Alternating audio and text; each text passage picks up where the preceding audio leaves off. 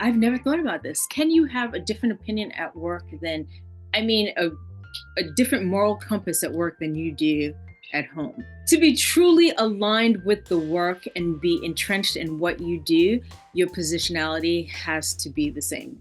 If you Mhm, are truly aligned with the mission and vision, mhm. they cannot be different. Like you have to, I believe you have to live, breathe, eat, play. This is what you do. So I'm Yes. always talking about maternal health. I'm always talking about diversity and disparities. We're always talking about equity, even when we're at the table at home. And you know, when I go to my in-laws who are Irish, and I start talking about something, my kids are always like, "Don't start that." They're like, "Don't start that right here." I'm like, "Okay," because I'm like, Here you go again. Hey guys, you're listening to the Journey to Purpose podcast with Erica Lasan. The road to joy and purpose can feel unfamiliar, uncomfortable, and sometimes, because others don't always understand it, it can be isolating and lonely. For almost 30 years of my life, I identified myself through roles and titles that put pressure on me to perform, but often left me feeling empty and void of purpose. But things got real when I discovered I'd be gaining yet another new title, that of mommy. It was at that point of surrender that I chose joy. Now, as a corporate joy strategist, speaker, and executive coach, I help working women, mothers, and caregivers in transitional phases of life find joy, purpose, and healing in what's next. In this podcast, we dive deep into stories, lessons, and transparent conversations to uncover vision manifesting joy gems that are sure to help you rediscover, reconnect, and recommit to your purpose and identity in joy. One feel good thing at a time. Hey, hey, hey, thanks for tuning into another episode of Journey to Purpose with me, Erica Lasan. And I am so excited for today's conversation. We're going to be talking about motherhood, maternal health disparities, and the transformative power of caring for moms, not just during the birthing process, but throughout the entire arc of their motherhood journey. This episode is really personal to me, especially considering the fact that less than a year ago, I went through my third birth experience. And let me tell you, this time around, I want to say third time's a charm, but your girl felt the difference. From the entire pregnancy and having weekly doctor's appointments versus the other kind, because I'm getting a little older, to having a postpartum plan, an amazing labor and delivery team, and even the postpartum care. All of these things together made such a difference in this third birthing experience. And it really got me thinking about how important it is for us to have conversations around what real support looks like in motherhood during the birth process and beyond. So today I'm really excited to have a very special guest joining us on the podcast, Mariekarl Vileus-Talty. She is the president and CEO of the Partnership for Maternal Child Health of Northern New Jersey. I am so excited for you all to meet her because beyond being an amazing leader, Mariekarl is just a phenomenal woman, a passionate advocate and leader who has dedicated her life to improving outcomes for mothers, children, and entire communities through education, policy, and care-centered leadership. Stick around as we explore how joy plays a crucial role in the birthing process, but we'll also be discussing why supporting mothers creates generational ripple effects and how each of us can play a part in closing the gaps that impact families and care, not just here in our country, but in the world at large. Trust me, this is a conversation you don't want to miss. So without further ado, let's get into it. You, my friends, are in for a treat. We're going to be having a conversation today about why mother matters, okay? And how mothers matters actually impact communities and heal and create not only healing for the individual, but generational healing, okay? We're talking about healing that is for generations to come. Today we have a special guest, Mariekarl Vileus-Talty, who is the president and CEO of PMCH, which is the Partnership for Maternal Child Health of Northern New Jersey. She just gave me a yes because I have been butchering it, but I got it. We yes. landed. Hi, Hello. Mariekarl. Thank you so much. It is such a pleasure to be on Journey to Purpose, my journey. I'm from New York, so I have that accent. So I'm going to say journey. That's Yeah, right. it's like we say hawk and talk, and I'm from New York, so that's why you hear that. But I'm so happy to be here. Thank you so much, Erica. Oh my goodness. Thank you for being on the show. I have been following your journey for like 3 or 4 years now. And for the longest, I've just wanted to know so much about you and Oh your my life. And so God. I'm really excited about this You could have just called conversation. me. I know, but then like there's always busyness happening, and like you're a woman that's always on the move and doing amazing and important things. So, I know. Maybe I should have just done it. Next time I'm just going to pick up the phone. Absolutely. Always make time. I will always make time, without a doubt. Thank you. Oh man. So we have a lot that we're going to be talking about today, but first I want to talk about how we connected because I think that this is also kind of important for people to consider in terms of getting help and support mothers, especially as they are entering different seasons of their womanhood journey, but also just their motherhood journey. And the way that you and I connected was, I want was it unorthodox? I don't know. It was a little different. It was a little different. What would you say? Not particularly. I Yeah. meet people everywhere, and because I am in maternal child, and I've always been in maternal child, my mother was a midwife, born in Haiti, left Haiti to go to Jamaica to go to the International School of the West Indies to become a midwife. So I've always been around medicine and nursing and community. So whenever I see people who are pregnant or women, I'm always like, so, hey, what's going on? I'm always asking questions and being nosy. I was inquisitive. So, I'm always like, hey, hi, how you doing? What's going on? So it wasn't No, unorthodox. but for real, it really was a hey, how you doing? What's going on conversation. But I think the thing that made it so like, oh, for me was the fact that it happened in a business setting. Um, being a member of the Morris County Chamber of Commerce, I had my first I want to say my first real event or experience that I was doing around Journey to Purpose. It was around the time that I had just released my book. Mhm. And I was very nervous. I don't know if you knew this, but I was kind of nervous because I was like, oh my goodness, like how's this gonna go? Does anybody want this? It's a women in business thing, but I feel like all I talk about is joy. Da da da da. I had a lot of internal conversations happening. And it was the first time that I was really putting my foot down around like really speaking to and working primarily with women. Mhm. Mhm. And I was so surprised by the response. But the thing that really caught my attention about you, aside from your beautiful skin and Oh, that popping red lip, was like everybody was coming and asking questions about the work, but you were just standing there so stoic and calm. And then you looked at me and you said, I'm here for you. Like, and I said, and you were like, I'm here for you. I want to talk to you. And I just remember in that like frenzy that was happening, I was like, oh my goodness, who is this amazing, fabulous woman? So I want to thank you for that because it really did like leave a mark on me. And the conversation that we had that day was great. I think that there is an energy and an aura that we all carry with us. Um, Mm, Regardless if you think so or not, we all have that energy, and sometimes people don't see it um, in themselves. And mm, you had a light, and I know that you were there, you were doing your thing, and what I saw in you is what I see in myself. And there was mm, an outer calm that you had, but I also saw inside you were like, oh my God, and is this going okay? And I saw this like little glimmer in your eye, and I was like, oh, I recognize that. She is killing it. But in the back of her eyes, there's something missing. And I want to connect mm, with her. And when we looked at each other, we saw each other. And I was like, yeah, mm, girl, you're killing it. Like, take a breath. Like, you're going places. You've got this. This is all good. It's all good. And I felt that sense of calm.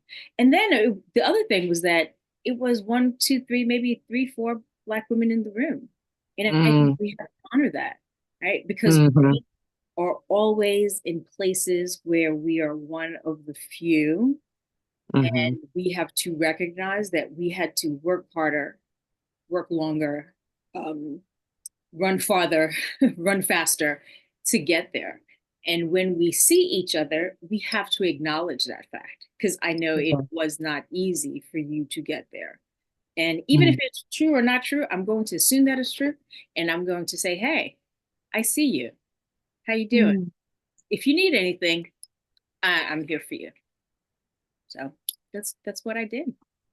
Yes. Oh my goodness. And I receive it. I received it that day and the feelings were felt. Thank you so much.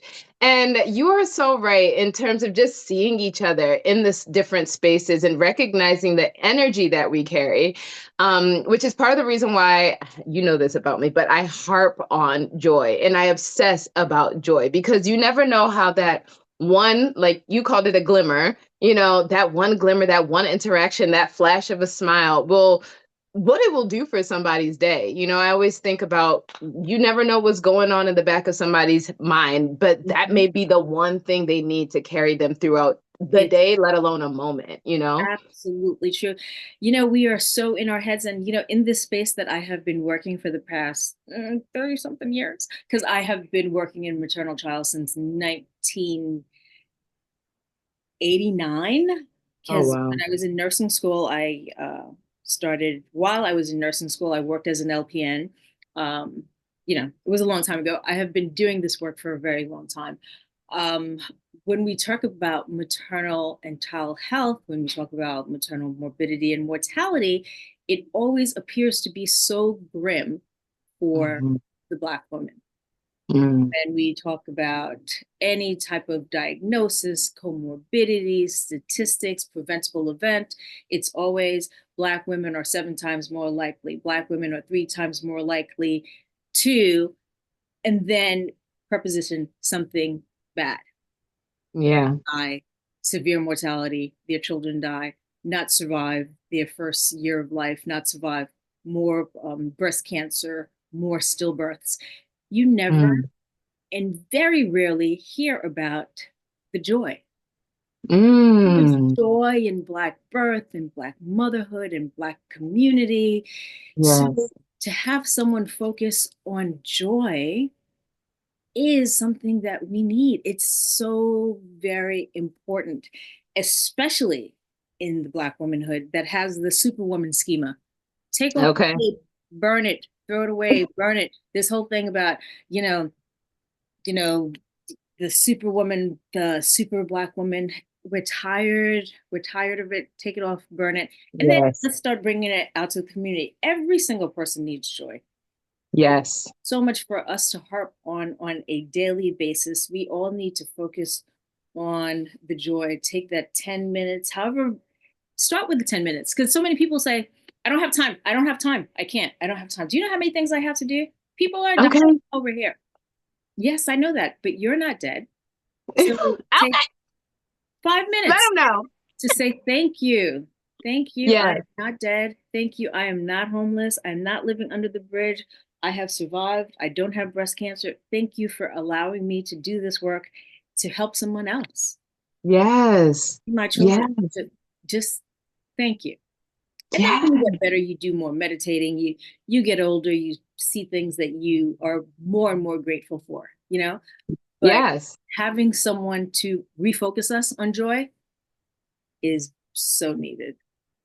Oh my gosh, praise God. And thank you so much for mentioning that because you touched on so many things and just the I know I'm all over the place, right? I'm like, no, but I'm here for it because you're so right. One, just recognizing the fact that joy is not a conversation that's had often enough. Just like you stated, I have heard so often, well, joy is a luxury for me. And I'm like, oh no, boo, like joy is a birthright. Joy is your inheritance. Joy is how you make it through the day. But the fact that you touched on the importance of having gratitude in the process, I think is something that a lot of people don't consider. And even just recognizing that starting with small bits makes all the difference. One piece of joy, I always tell people, for the person that for the woman, let's be specific, okay? For the woman that feels like she's too busy to have time for joy, I let her know, listen, once you get a taste of joy, you're going to want to feast on it all the time. You're going to want to feast because it just makes life better, not only for you, but for everyone else around you.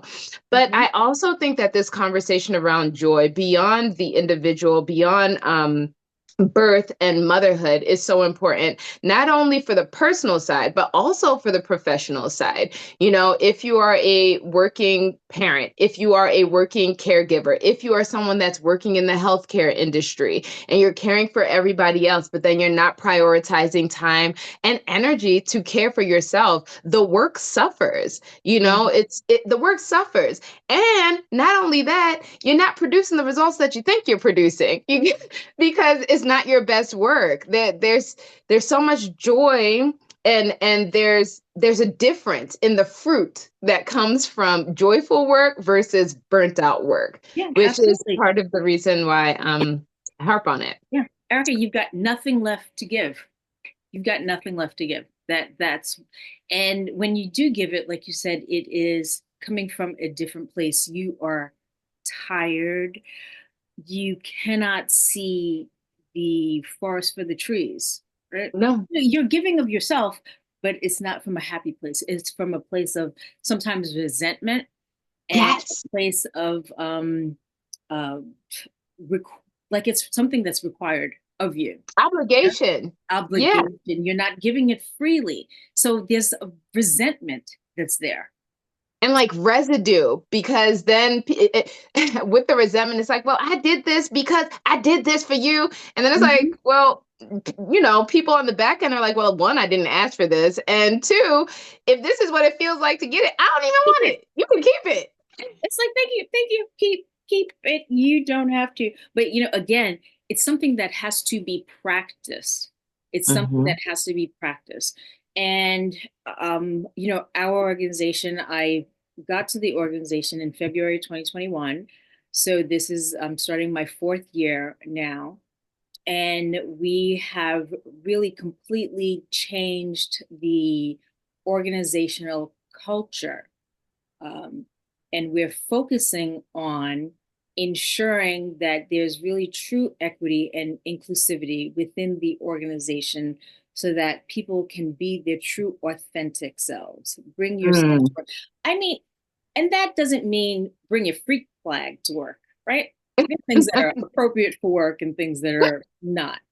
But I Mm-hmm. want you to be able to be yourself, be able to have true discourse, have psychological, emotional, and physical safety at work so that you can do your best work, so that Yes. you can go out into the community and give the community your best work so we can truly make an impact on the community that we serve. Because if you're going out Yeah. in the community and be like, we know best, and you people are doing this, and you people are doing, excuse me? Mm-hmm. How do we expect the community to thrive? It's not about surviving, it's about Yes. thriving, to have that generational health and wellness that we provide. It's not about Yes. surviving, because you can Mm-mm. go to the hospital and deliver your baby and almost die. Okay, you survived, but what was that experience like? Mm-hmm. So we want you to thrive. We want to make sure you go in there and you are educated. We take away the misinformation and the disinformation. So we provide you with advocacy, we provide you with information, we provide you with psychological and emotional health and wellness to help you go in there and say, oh, no, no, no. Let's make a delivery plan together. This is my delivery care team, and this is the experience that I want. I understand that I may not be able to have this and this, but let's talk about it. And this is my Yes. significant other, and this is my doula, because I learned at the partnership that I can have a doula because they have a doula training program. And I learned at Yeah. the partnership that they have family connects nurses. So after my birth, 2 weeks later, within the first 14 days, a nurse will come visit my home. So we have not only the foundation of it takes a village, but we have the scaffolding of people holding each other accountable to make sure that the whole community is healthy and wise. We have that generational that generational obligation of holding us accountable to each other. And holding us Yes. accountable to each other means that holding us accountable to joy, Yes. making sure mom comes home. Is there a community around her? She just had a baby. Somebody's bringing Yes. soup. Somebody's making sure that, we're Haitian. She's got a faja on to keep her belly tight. Where's that community? Yes. Where is that Yes. community? Oh, her blood pressure is a little high. Oh, it's not because, oh, you're tired, girl. You just had a baby. No, no, no, no, no. The partnership taught me that you may have a problem. What is this? Is Yes. this hypertension? Do you have PIH? Let me see your discharge records. Let's call the nurse.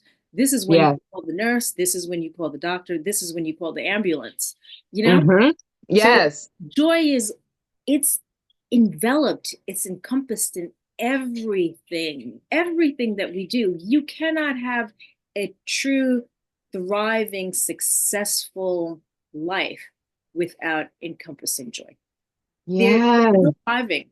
You're just surviving if you don't have joy, right? Let them know. Yes, you are just surviving. And I feel, oh my gosh, I am enjoying this conversation so much. There are like three key things that you touched on. One, you touched on your background slightly. And I do want to dive into that a little bit more just to understand how you even came into this work. But then, even considering the work that PMCH does, man, I'm so grateful for the work that your organization does, and just even having the conversations and creating awareness for people. Do you know that with this being my third, so recently I had our third child, right? Our baby girl Kaya. Whoop, whoop. She's about to be 9 months as of the time of this recording. But there were so many things that I feel like I learned this third time around that I did not have in play my Mhm. first two pregnancies. And the care that I had for my first, I want to say my first, really my second was like awesome. First and a half, not so great. Let me reframe that. It was great once I switched doctors. It didn't start off so great because I ended up switching doctors after 7 months. I was 7 months pregnant when I switched to the person that delivered our first. And it was one of the best decisions I could have made because I was not educated. As a first time parent and a mother, there were so many things that my physician did not share with me. There were questions that I had that she did not answer or she just straight up dismissed. There was an incident where I hadn't seen a doctor for almost 4 months and did not know. Okay, your face, my feelings. Okay, once I realized that this is a thing, but I hadn't seen her for 4 months, and thankfully, I had pre-scheduled an appointment to see a perinatal specialist for some of the testing that is supposed to happen later on. And they mentioned, oh, you have a cyst on in your, not a cyst. What Could was, be. was it? A Mhm. fibroid in your placenta. What does your doctor say about this? And Oh, I said, I don't know. you probably had a cyst in your placenta. Yeah. Oh, Hmm. okay. Hmm. Yeah. So they were like, what does she say about this? And I was like, I don't know. I haven't spoken to her. And they were like, what do you mean? I was like, I haven't seen her since like month 3.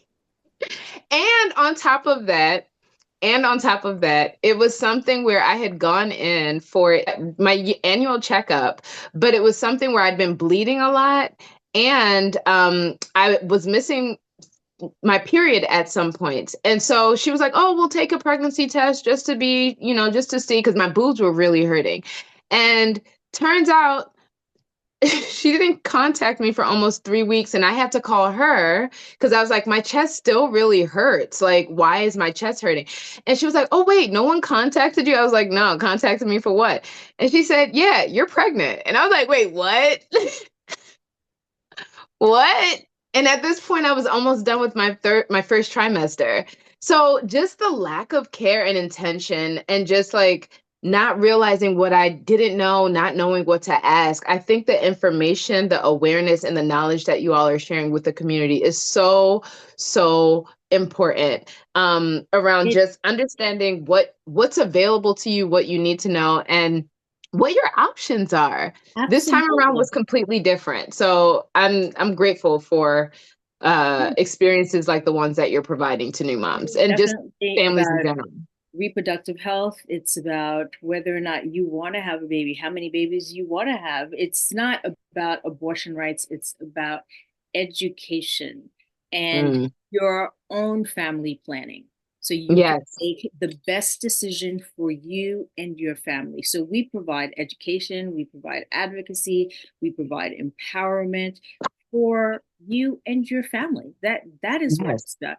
And making sure that the predatory practices that are some around in some places in specific communities where pregnancy crisis centers come in and they're like, oh, we'll do a free pregnancy test. You come in at a very vulnerable time, you get a free pregnancy test, and then they're like, oh, we'll give you a free ultrasound. Sometimes the people are licensed, sometimes they're not. They'll do a free ultrasound and they'll say, oh, look, you're pregnant, and they'll give you an appointment to come back way past the day that you can, if you decide to make a decision to terminate, it's too late for you. They won't give you the right information. They'll give you misinformation and disinformation, or they'll give you the information and they'll say, oh, here, look at the terrible things that they do. Here's some terrible pictures. We can make this better for you. We'll give you a baby seat and we'll give you cribs and we'll do this and we'll do that. But it's very predatory because they go into Black and brown communities. They will Mm. target low income communities. They'll target the people that are most vulnerable. Mm. And there are several different places that do this. So we make Mhm. sure that we provide clear, scientific, correct information. So we're not trying to change anybody's mind. We say, Mm. here's the correct information, Yes. here's the disinformation, because you have to have the true information as to what is going on to make true, informed decisions for you and your family, right? We Yeah. want people to have joy, to be able to thrive, and not just survive day to day, right? Yes. And statistics and research has shown that the predictor for a child doing very well, Mm. not whether or not the family unit is, whole, or the father's in the home, which is very important, but it's the disposition of the mother and whether or not mom was happy, not happy Yes. 24 hours a day, but she had Yes. joy in her life. Mm-hmm. Yes. Yes. Oh man. And the fact that you all not only give the information, but you help with the psychological piece, I think is what's so important, because even considering, again, you bring the child home, great, the child is healthy, but I feel like what doesn't get enough attention are all of the feelings and all of the things and all of the thoughts that come after the pregnancy process. Just recognizing, one, you're a whole new person now in charge of another person, and navigating that transformation personally while also caring for another person. It's a lot, Yes, not absolutely. only physically, but also emotionally, mentally, spiritually. It's the transformation is all encompassing. And I Mhm. think that mental piece is something that does not get enough love. I know that even at Absolutely. one point in my story, like, I was depressed and I didn't even know it, like, for a while after Mhm. having my first, and just normalizing the thoughts around, like, everything isn't going to be rainbows and sunshine like Skittle commercials after you have a child. Because I feel like that's what the expectation is. You see a lot of things portrayed around motherhood, and it's like, oh, this is such a beautiful process. But then it's like, when you are someone that isn't feeling so great after having a child, well, maybe something is wrong with me, sometimes Mhm. becomes the idea or the thought, or feeling like, well, I should be happier and I'm so blessed, but why do I have these very ungood thoughts Yep, absolutely. around myself and this Erica, process? I'm so happy you brought that up because PMADS, perinatal mood and anxiety disorders, uh, I believe now the statistics are changing, but 1 out of every 5 women suffer Mm, from perinatal anxiety and mood disorders, perinatal mood and anxiety disorders. And at first, people were just keeping it, to themselves and suffering in silence. But at least now people are talking about it. And at the partnership, we do have an emotional well-being program We have support groups that meet every day in several different languages, and we are talking about it more.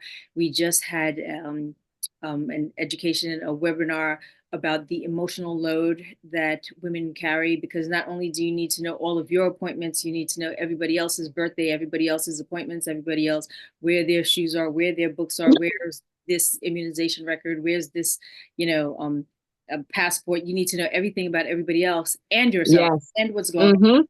And all of that puts a load on you and your mental stress. And you can't even whisper that today you're not happy being a mother, because it's like, how How dare dare you? you?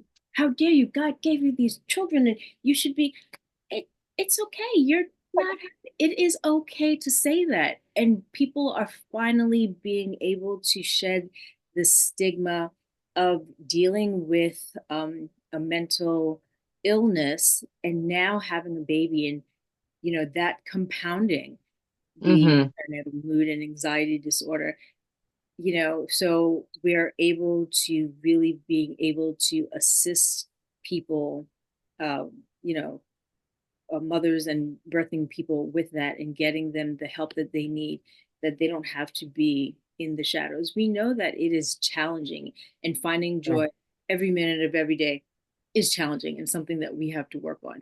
But knowing that there is help out there, Mm-hmm. someone for you to talk to, that you are not alone, that you're not crazy, you know, Okay. rip that from the vocabulary. And it's not something about you if you don't feel bonded to your child. There's help out there, you know, Yes. that Yeah. that it's not you, that there's not something wrong with you.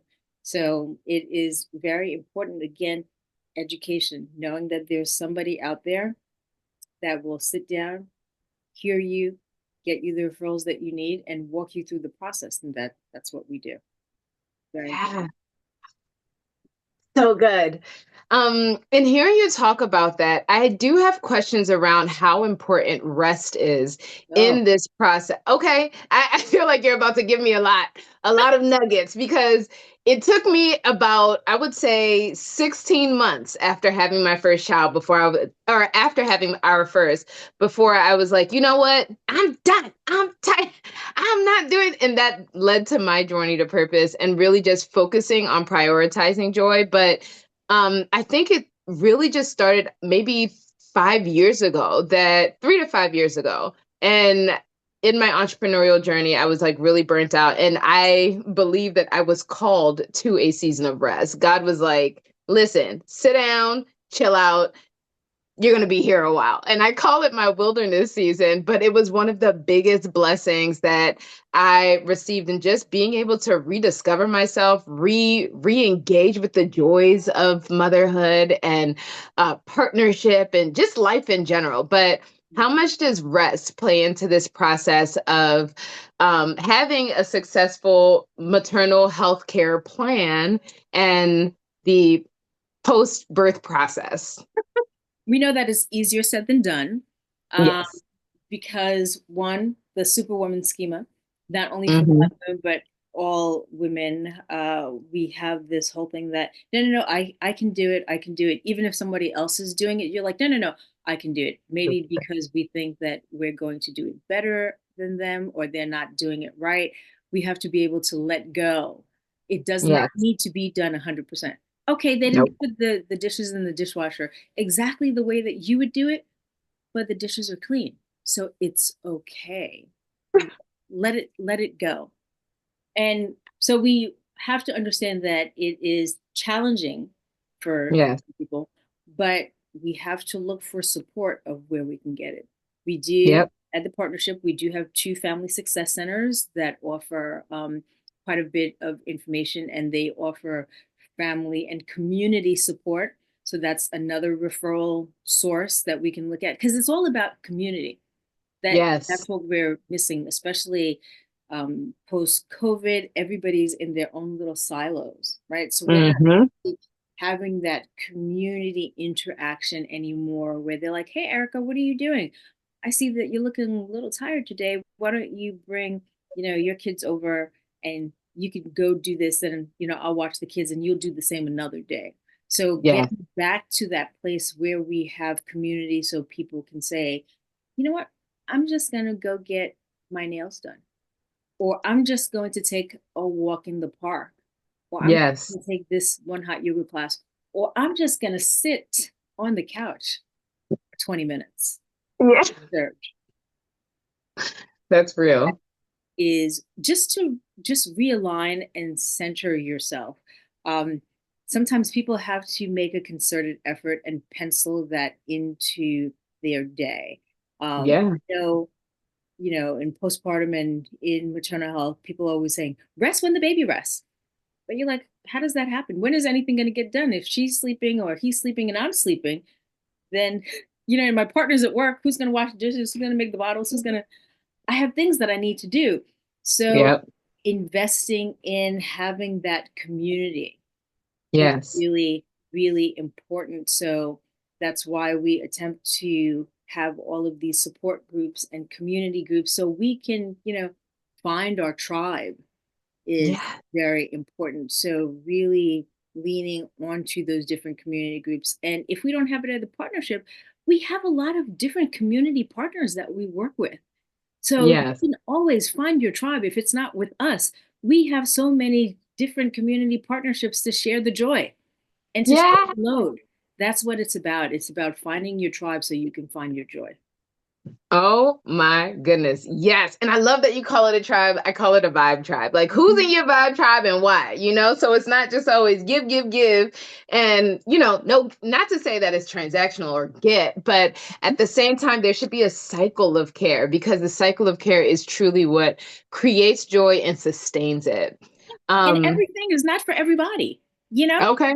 Like you can be in one group and you're like, I'm not really feeling that group. But then you meet one of our community partners and you're like, that's my vibe. Mm-hmm. Let me Mm-hmm. get with that. And we're Mm-hmm. like, absolutely. As long as we can provide the information and you get that right information and you get that referral and you fit with that vibe tribe, all we want to do is to make sure that you are successfully thriving. Yes. That is the Oh, goal. so good. So good. And in hearing all of this, because I feel like we've been talking so much about the amazing work you do, but I want to know how you got into this work. I know that you mentioned that your mother had a background in maternal health, but did you always know that you wanted to be a nurse? When No. was it that you were like, this is the thing I'm going to focus on, and this is what I'm going to do for the rest of my life? And what did your joy and the path of purpose look like for you coming up to this Uh, point? I have to tell you that I had no true desire to be in medicine. And I tell the story What? because I remember being in high school. I went to a predominantly white high school, and I remember sitting in the class, in my AP English class, and we were talking about the future and what we wanted to be. And I told my English teacher, oh, I think I want to be on television, maybe newscasting or, something in that effect. And she's like, you're too dark for that. You're never going to get that job. No, she did not. Yeah, she did. And, at the time, I too was flabbergasted. My mouth was open. Looking back, I completely understand. She was talking about the systematic racism that existed in society as a Yeah. whole, right? And she contributed to it by saying that and not Mhm. adding to it. But if you want to do something, you could be the first that does this, this, and that. She Yes. just left it as, yeah, girl, go sit down. She might as well have been like, you could go be a knitter or do something or another. But she kind Yeah. of left it as, find another way. Anyway, so that was my first foray into like, really? Mm. All right then. But I still kept the faith and I was like, all right, whatever. But in my family, we are Haitian. My parents are of Haitian descent. Everybody is either a doctor. My mother is one of nine. I think we have like four doctors, three nurses, a pharmacist. So it's all about medicine. And my father's family is Mhm. basically the same side. So I was not going to slip through the cracks. So when I told my mother I was wanted to go to business school or, maybe something in television. She's like, oh no, honey, not with my money. You're going to get a job that you'll be able to survive. So then once you're done with that, you could do whatever you want, whatever you want. And I did say that she was a nurse. She worked at Kings County in Brooklyn, and she would take me to work with her. And I would sit at the nursing station and I would hear different people in labor. It was always in the back of my mind. Like, I was like, what are they doing in there? And I would see the Mm. nurses come out and, they had so much authority. And then my mother was a head nurse and she was, telling people what to do. West Indians were like, no, you're going to do this, you're going to do that. And there just seemed to be a lot of power and a lot of community, and people were always telling her different things about, like, it seemed like there was a lot of intimacy in the work, and Mm. there was a lot of trust in what she was doing. So it was always in the back of my mind, even though I was running away from it, I was probably Yeah. running towards it. So I was like, all right, maybe I'll do nursing. Maybe I'll do nursing.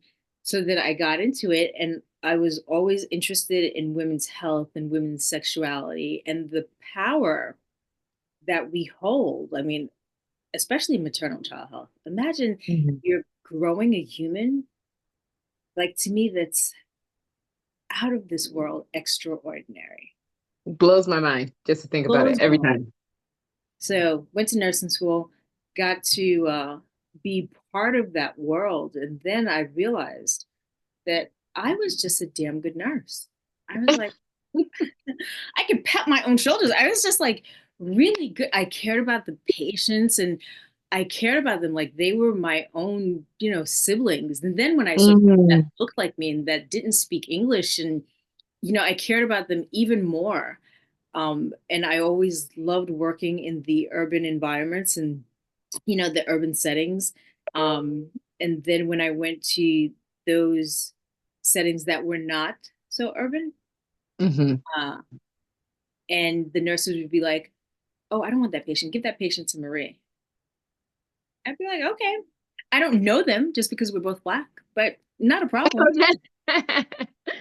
And I would get so many cards and gifts and like ridiculous Mm. things that at one point the administration put in a policy that we were not allowed to accept gifts. Like, the staff would be like, well, what is she telling them? At one point, there was a family from Saudi Arabia that came in, and the man got me a entire outfit, like my size and everything, shirt, skirt, bag, shoes. And I'm like, no, no, no. Like, I'm gonna get fired. Like, you cannot, I cannot accept this. And they're like, no, no, no, you treated me so kindly, you treated me so nicely. And I didn't feel like I did anything out of the ordinary. I just treated Mm. people the way I wanted to be treated, you know? Mm.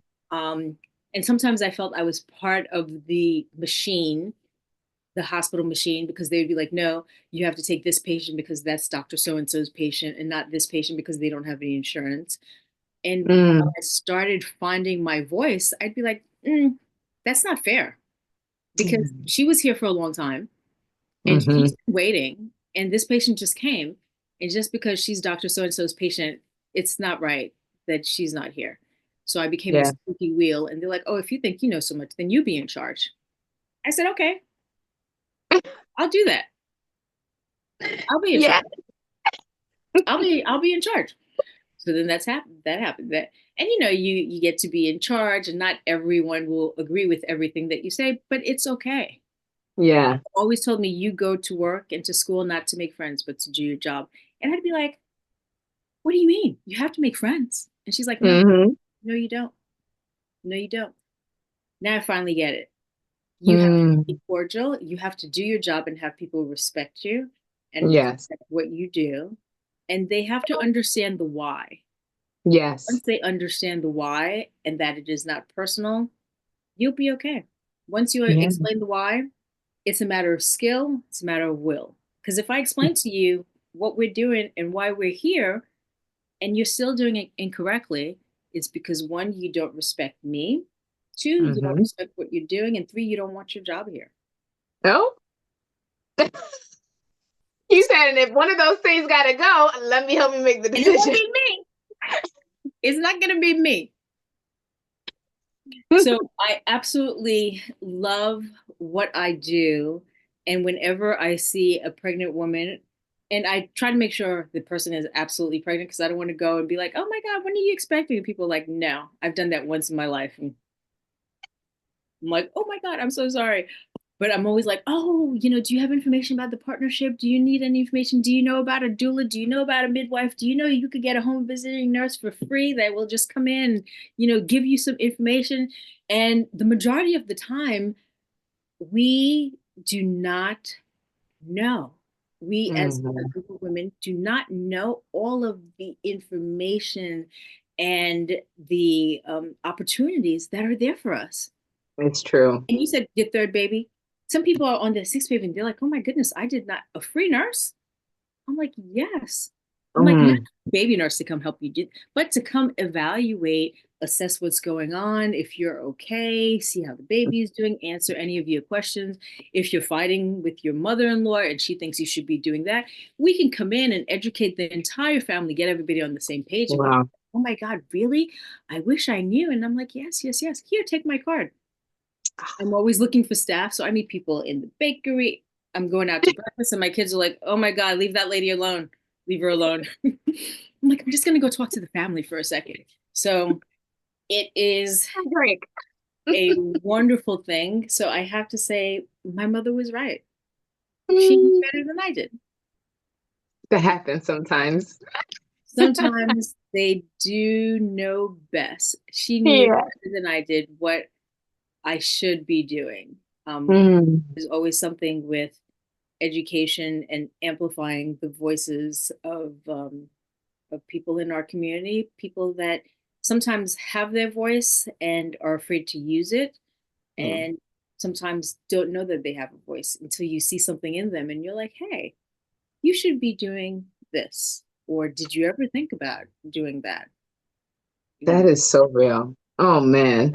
I think what's really beautiful is the fact that your mother saw that about you. And she probably saw so many like underlying characteristics of what it takes to be an amazing nurse. And she probably just tucked them in her back pocket until you announced what it was that you were going to do. And she was like, I mean, I know you know yourself, but I think that this is really the rough because you are so good at your job. And not only that, I mean, I know that you talked about how much you love it, but it's so evident. It is so Thank you. evident how much you love your work and the passion that you have for care, advocacy, Black women, like equity. This role that you're in is perfect for you. Like you were literally purposed for Oh, this thank work. you. Thank So you. it just brings me a lot of joy to see you in this space and standing up with 10 toes down. Thank you, And mama, for putting you on the right path. And you know what? While I know you would have made a great news anchor, I definitely enjoy seeing you in the space even more. Oh I think man. I am where I'm supposed to be. Absolutely. Yes. I am where I'm supposed Yes. to be, without a doubt. Mm. I have a question around how you define leadership in this space because you did start to mention even the challenges that sometimes may come up with being in healthcare or being in the maternal health space. But how do you define leadership and purpose in this season for yourself and also for the work that you're doing? What would be some words of encouragement that you would have for other people who are entering the healthcare and maternal care space?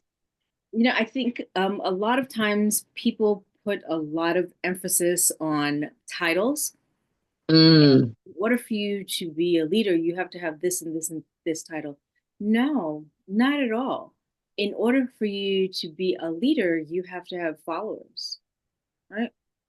So people that are making noise in their community, people that are catalysts for change, and Mm. are those people that are transforming their communities and transforming industries and organizations, regardless if they have a title.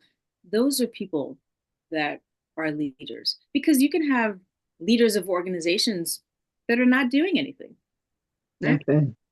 that are Just just sitting there spinning their collecting wheels checks. and having circular conversations. But it are those people that are sometimes most proximal to the work that are Mm-hmm. really the leaders that come up and say, you know what is happening in this community? This is what I'm seeing on a daily basis. And they bring the news up to those people that have the titles and they're like, hey, this is what's happening. And a true leader will say, thank you so much. Let's make a change. So, a Mm-hmm. leader with a title that is not afraid to listen to the people that are most proximate to the work, that is a true leader. A leader that listens to their organization and sees what is happening and is willing to put their title and their bravado and their modesty to the back to make sure that they're leading from the back and it doesn't need to be about them. That is Mm. that is a true leader because Yes. it's about you serving people, Mm-hmm. right? Not you being self-serving. Yeah. So I try to ensure that people have access to me and people Yeah. say, oh, I don't want to bother you. Well, if you call me and I don't pick up, that means that I'm busy. Or if you text me and I say, can I get back to you in 10, 15 minutes? You're not bothering me because I picked up and I said, I'll get back to you. Mm-hmm. So do not assume that you're bothering me. Allow me to make my choice. But if you need me, you reach out to me and I will take care of it. So giving people the time to grow into their Mm. role, giving them the opportunity to see what the future holds and to be innovative. That is very important of a true leader. And to be able to say, I didn't do that right. Mm. Sorry. Let's start again. Mm. That is very, very important. That is Yeah. that's what I think are the qualities that embody a true leader. Yes. Oh man, that was beautiful. And that piece that you even mentioned about allow me to make my decision around like basically how much I want to how available I am. I think that that is so key, and not only in the boundary setting but just understanding and reminding ourselves, you know, that we have agency over who and how we give our time, you know. But I also noted it. I'm gonna put that in my pocket because next time when I think of you and I want to call, I'm actually gonna pick up the phone and do it. And not just Absolutely. assume that you're super busy. Oh, Anytime, that's Jack. great. So Anytime. good. I know that we're coming up on time and I want to respect it. Do you have time for two more questions? Yes. I think it's really important to remind ourselves that no matter how big you get and no matter where you are professionally, there is a need for community, right? And care for yourself, but through others. And I know we spoke a little bit about vibe tribes, but I always love to shout out other people that are doing amazing work. And I'd love to learn and know who's in your vibe tribe and why. Oh my. In my personal vibe tribe or in my organizational vibe tribe? Because it's two different things. Both and what do you feel like sharing? Because within the partnership, we cover the 8 counties in northern New Jersey. So I feel that we have so many community organizations that we work with that are in our vibe tribe. Because everybody always thinks, oh, the partnership, like we're one big entity and we're just Mm. but oh my goodness, we work with not only the 22 hospitals, but within those hospitals, there are all these little community groups that, of course, right now go outside of my head, like New Destiny, ACPC. We work with the South Ward Promise Neighborhood. We work with Ancient Song, and we work with Perinatal Health Equity. So many different, community groups Yeah. teachers, just so many of them that are coming up, and so many small leaders, like different catalyst groups, like Yes. Mika Quick, who is opening a girls' school Yeah, she's opening a charter school for young African American women in elementary school, and just sparking that um, inquiry and just making sure that they know about the STEM school and just pouring into them, making Mhm. sure not only that they know how important it is, but all of the opportunities that are Yeah. out there. So that's one specific Vibe Tribe. And then You personally, said Tamika Smith? Quick, Dr. Tamika Tamika, Quick. Tamika Quick. She is Okay. she works in the Patterson school district. But we work with so many doulas, and it's really we have a very extensive Vibe Tribe um, Yeah. in the organization. But personally, my Vibe Tribe is very small. It's Mm. it's super small. It's myself, my best friend of 43 years, where we were Wow. the two Black girls in the whole school that, I met her 43 years ago, and my sister and my Mm. husband. That's really it. You gotta I know a lot of people and I have a lot of acquaintances, but when you Yeah. talk about the homie stromies that are, Yeah.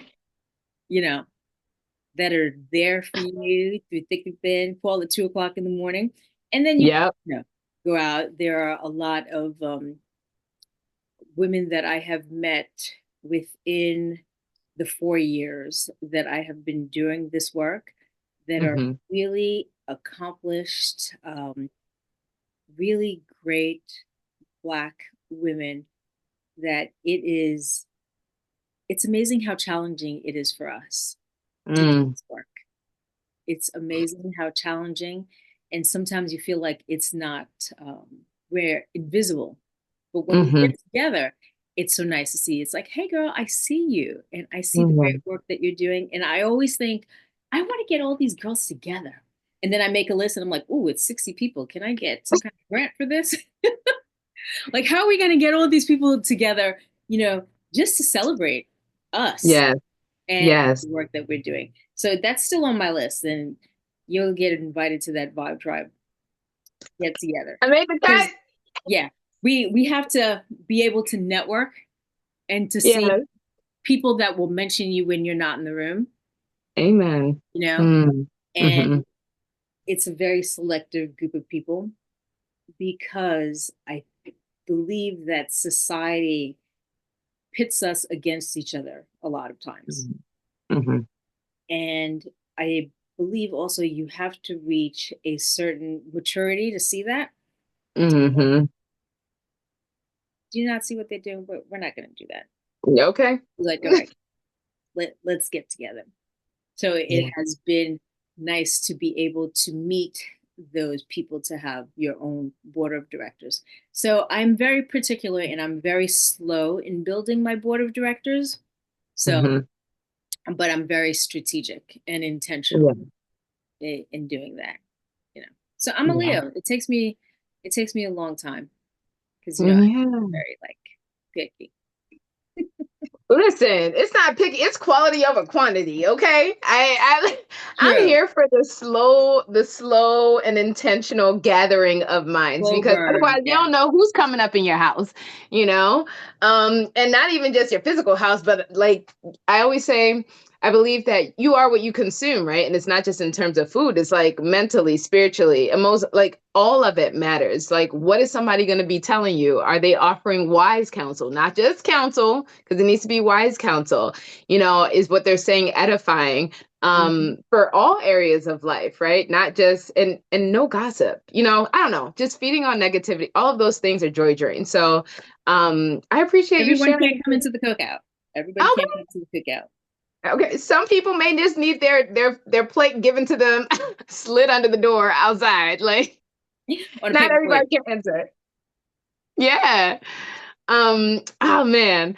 I have one other question. How do you balance your professional success with your personal values? Because I think that this conversation is one, or that point can be one that touches on joy-led practices that sustain you. But I think there is a key difference in recognizing how you balance your professional success with your personal values.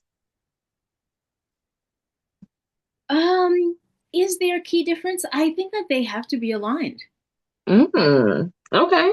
because that's your positionality. Like, what do you Mhm. stand for?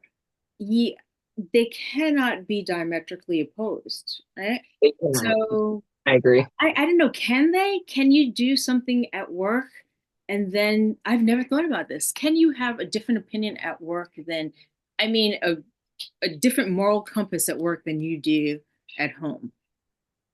I'm not I sure. hope To not. be to be truly aligned with the work and be entrenched in what you do, your positionality has to be the same. To if you Mhm. are truly aligned with the mission and vision, Mhm. they cannot be different. Like you have to, I believe you have to live, breathe, eat, play. This is what you do. So I'm Yes. always talking about maternal health. I'm always talking about diversity and disparities. We're always talking about equity, even when we're at the table at home. And, you know, when I go to my in laws who are Irish and I start talking about something, my kids are always like, don't start that. They're like, don't start that right here. I'm like, okay. Because I'm like, Here you go you again. know, I'm like, so, in the revolution of, they're like, okay, here we go. Like, don't start that now. But we're going to talk about disparities because this is life, right? You Yes. can't talk about voting rights without talking about Black women, Mm. right? Mm. We're talking about voting rights. Yeah, white women got the right to vote, but Black women were right there standing beside them and marching, but they wanted us to walk behind them. Mm. And we were like, no, no, no. We're going to walk beside you. We'll walk on the sidewalk, but we're not going to walk behind you because Okay. we knew that we needed white women to get the vote first. And Mm. but how dare you ask us to walk behind you? No. Mm. And many of the things that we do are built on the backs of Black women. So Yep. when you see me and you say, I don't see color. Make it make I sense. am a majestic, beautiful Black woman. So to say that you don't see color means that you did not see me walk into the room. How could you not? So, one, untrue. You have to see color because you have to see everything I bring to the table. I bring a different purview. My parents are Haitian. They come from a country that they first abolished slavery. We are strong. We are deeply rooted in our history. We are strong people. We are stubborn people. I come from a very strong stock of people that, you're not going to let me, I'm not going to submit. How could you not? You can't see that. So when I bring that, I bring all of that. So if my personal and my professional life um do not align, it's just not going to work because Yeah. your positionality is skewed, right? So Hmm. come in, you're like, I am a mother, I am a teacher, I am a labor and delivery nurse, I am an advocate. I believe in activism. I am a Haitian American. I am strong.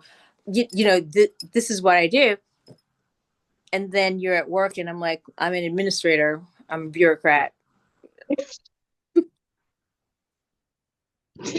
You have a misalignment. Okay. Yeah.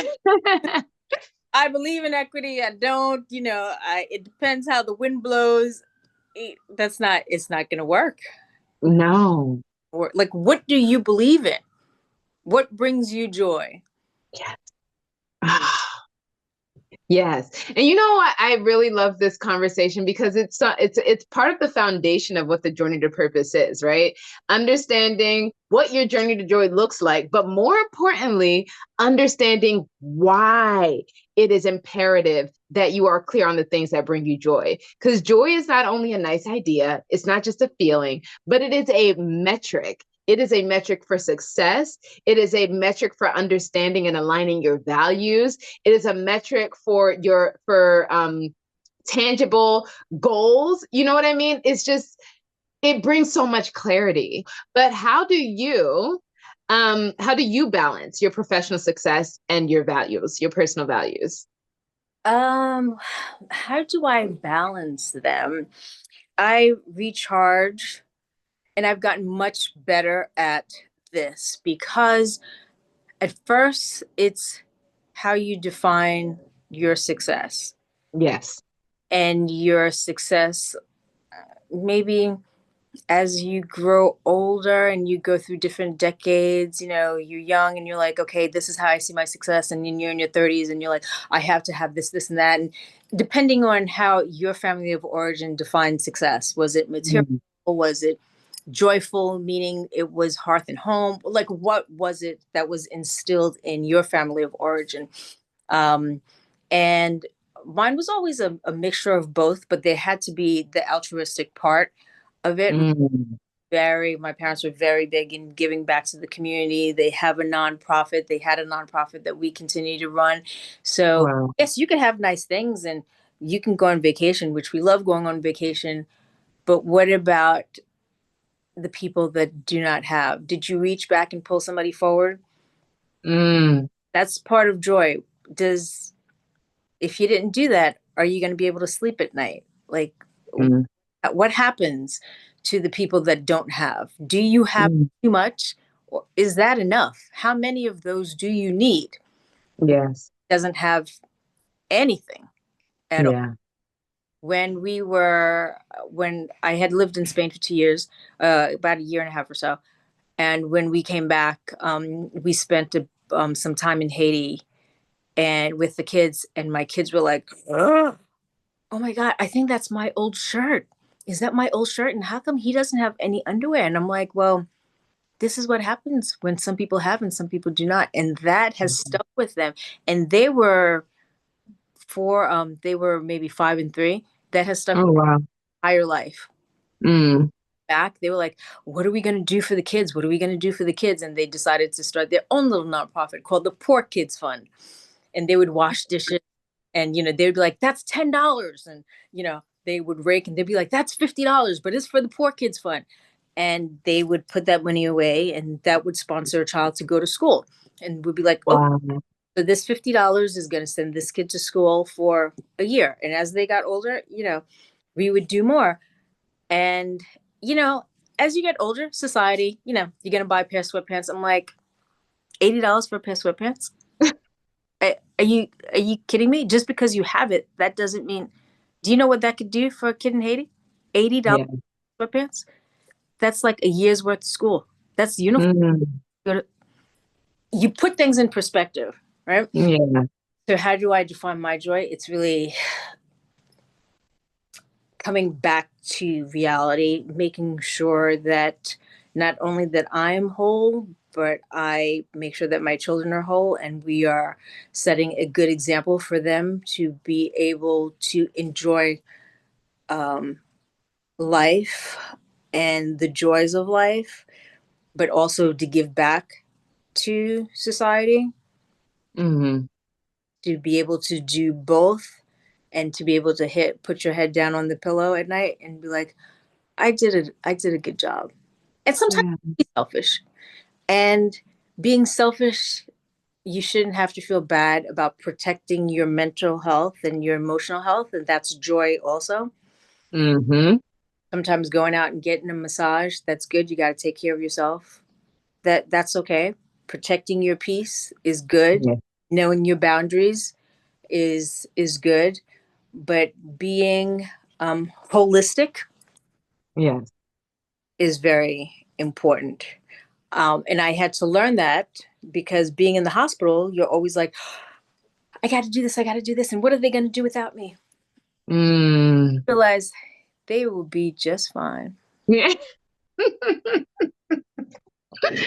Yes, they will. And I'm glad to hear that you're protecting Just yourself. fine. You, yeah, your family needs you. Your family Mm. needs you. And that is very important. People always talk about work life balance. There's no such thing, there's work life integration. Mm. You have to err on the side of integrating more family and life into work. Yes. Yes.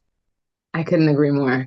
And, the beautiful part about hearing you say all of this is that I know that you're speaking about like your work in the hospital, and that's what you were reflecting on. But I feel like that message is something that can really be taken, like extracted and applied to just life generally, but especially just women, right? Mothers, caregivers, but people as a whole. Hmm. It doesn't really matter who you are, what position you're in, but people as a whole need to remember to take that time to take care of themselves. I want to say it's not life or death, but for some people it is, right? If you're a doctor, please like take care of life. But at the same time, recognize that your life is also important. The people that you have at home also care for you, and not to say more than your patients, but at the end of the day, that's an active part of your legacy, you Yes. know. I think that so often people think about legacy after someone has died or when Mhm. they are on the verge of death, but your legacy is really what happens and what you're building while you're living. So if you're not clear on the things that bring you joy, if you are not clear on how you want to be remembered, if you're not clear on what matters most to you as you're actively Yeah. living each Yeah. day, then you're not really creating a legacy. You know what I mean? You're just kind of floating around Totally. and hoping for the best, It, which is kind of sad. it's so true. It's like, well, what do I want to teach my children about joy Yes. and what's Yes. important in life? Is it go go go go go, and you got to get this and you got to get that, or is it I want to hear the birds? What do you Mhm. appreciate in life? Yes. You know? So it's Yeah. so very important. So very So good. Oh my goodness. Thank you so much. I feel like I could talk to you forever. Yes. We have to do this again, please and thank you, before our lady hang with the Yes. rest of the Vibe Yes. Tribe and gang. Yes. Um, but I would love to end by just sharing how other people can connect with you and follow your journey and the work that you're doing with PMCH, and anything else that you may want to share. If there's a lasting a final note that you want to leave everyone with, what Oh, is? PMCH, we are absolutely there for you. There's so much going on. I'm not sure when this is going to air, but um, you can always reach out to us at pmch.org. We have so many different programs to help with your not only reproductive needs, education, referrals. We work with the Department of Health. We have so many programs. Specifically now, we have Family Connection J, which is the people call it universal home visiting, with the nurse that will come to your home absolutely free of charge if you've delivered a child, if you've lost the child, if you've adopted Mhm. a child. They will come in and do an assessment on you and your baby, even if your baby has been in the NICU, to make sure that you're okay, give you referrals, give you that support that you need. We have a doula program if you're interested in doula training. We also have postpartum doulas that work in the community that we can refer you to. We have our emotional well-being service. So whatever you need, please reach out to pmch.org. Just put in that information, whatever referral services you need, we will get back to you. And you can reach me there also, pmch.org. You can reach me on LinkedIn at the Partnership of Northern New Jersey. I'm there for whoever needs us. We are there to ensure that people are not only surviving, but they are thriving in their journey throughout the continuum of maternal and child health. Thank you so much, Mariekarl, for your time, for your expertise, for your knowledge, for your stories, for the laughs, for the joy. I'm so excited. And for anyone that's looking to connect with Mariekarl or with the partnership, I'll be sure to include the links for that in the show notes so that it's easily accessible for anyone and everyone who's listening. But in the meantime, I, again, am so appreciative of you, your energy, and I look forward to continuing our journey to purpose together, Yes. because we're on the journey, one feel good thing at a time. Thank you. If you've ever questioned whether supporting mothers is enough or whether your role in healthcare or education is truly making a difference, let this episode serve as a reminder that the answer is yes, it absolutely does.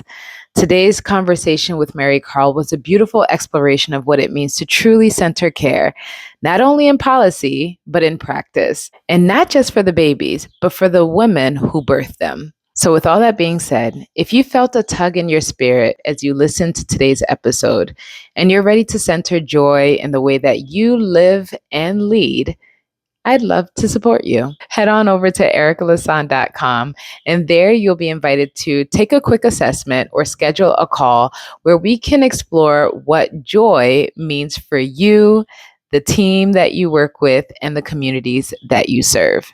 You've been holding space for others, so it's time that somebody holds space for you too. In the meantime, if you like this video, please give it a thumbs up and subscribe to the channel. And I look forward to catching you in our next journey chat, because we are going to be doing a scripture study and a Bible breakdown. Okay, we're going deep. Next time we see each other, we'll be having a conversation around how busy women can be less busy and release the guilt around wanting to do less. And with this, we'll also be exploring how you can begin to strategically reduce your workload. So if this is a conversation that sounds like one that you need, trust, we all need it. I'm really excited to share a passage of scripture that just illuminates so much about how you can begin to do this with joy. So I look forward to seeing you then. Turn on your notifications, okay? And until then, I hope you have a blessed and joy-filled week. Remember, we're on the journey together, one feel-good thing at a time. See ya.